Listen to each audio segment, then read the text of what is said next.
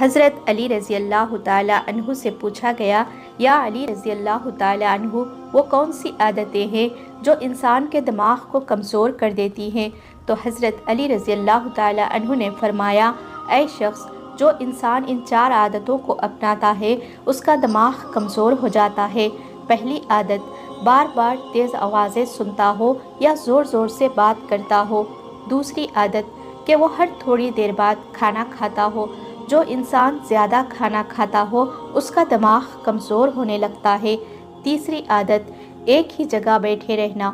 جو انسان جسمانی کام نہیں کرتا، سارا دن لیٹے یا بیٹھے رہتا ہے، اس کا دماغ کمزور ہو جاتا ہے۔ چوتھی عادت، سیکھنے کی جستجو کو چھوڑنا۔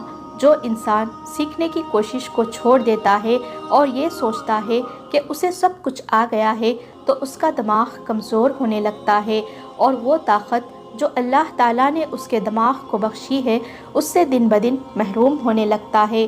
اے شخص، اگر اپنے دماغ کو تیز بنانا چاہتے ہو اور چاہتے ہو کہ تمہارے دماغ کی صلاحیتیں بہتر سے بہترین ہونے لگیں، تو ان 4 عادتوں سے دور رہنا۔ اللہ تمہارے دماغ کو تیز اور ہر بیماری سے دور رکھے گا۔